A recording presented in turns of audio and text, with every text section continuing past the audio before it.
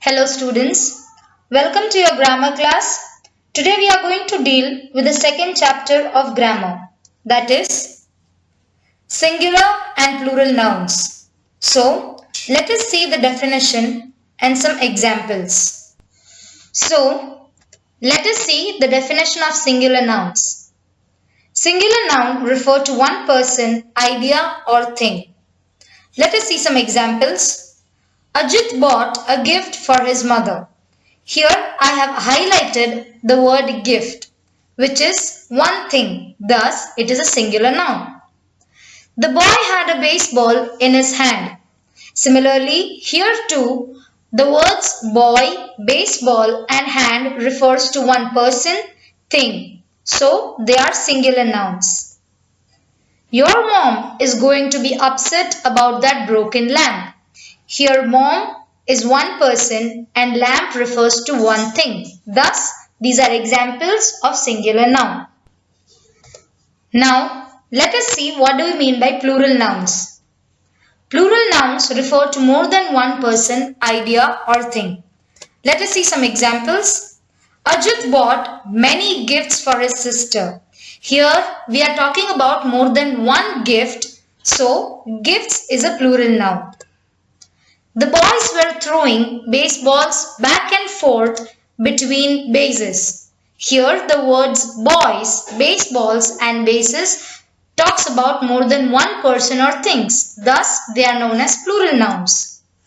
You stole my ideas and did not give me any credit. Here we are talking about more than one idea. Thus ideas is a plural noun. I hope this concept is clear to you. Now, there are different ways we can form plural nouns out of singular nouns. Let us see. The first one, we add s to make some nouns plural. Examples, rabbit, of which the plural would be rabbits, chair, chairs. If a noun ends in s, ss, x, sh or ch, we add es to make it plural. Example, bus.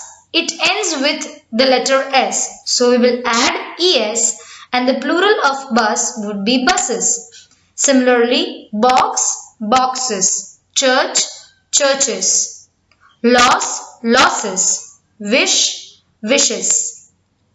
If a noun ends in y and there is a consonant before the y, we drop the y and add ies.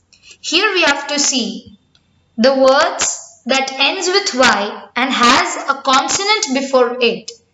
We will drop down the y and add ies. Let us see some examples. Baby. It ends with y and has a consonant b before it. So we will drop the y and add ies to make the plural form of baby, which is babies. Lady, ladies. If a noun ends in y and there is a vowel before the y, add s. Now, there will be words which ends with y but will not have a consonant before it, rather a vowel sound before it. So, we will just add s to it. Boy, boys, toy, toys. From most nouns that end in f or fe, we drop f or fe and add ves. The examples are knife. We will drop the fe and put ves to make the plural form of knife, that is knives, and leaf, that is leaves.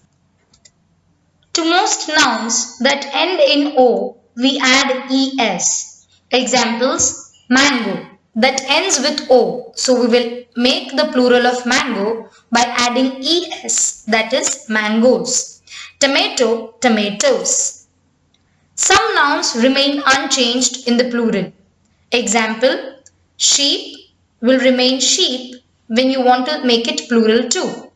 So you can say 1 sheep and 10 sheep too. Deer will remain deer in the plural form also.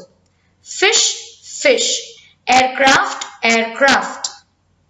Some nouns change in an irregular manner. The way we saw that For words that ends with s, x or ch, we will add es, or that ends with o, we will add es. Here we do not have a particular pattern. There are some words which will make the plural form in a different way. Example, ox, oxen, foot, feet.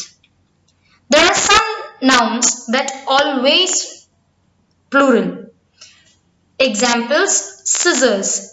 You cannot say, give me a scissor. You have to say, give me a pair of scissors, or trousers, or clothes. Sometimes the plural is formed by adding s to the main word in a compound word. Son-in-law will be sons-in-law. Sister-in-law will be sisters-in-law. Here we will just add the letter S to the word son and sister. Now we have another concept called countable and uncountable nouns. Some nouns refer to entities that we can count. Such nouns are called countable nouns. Countable nouns have singular and plural forms. We use a, an, many, some, any, few or a few before these nouns.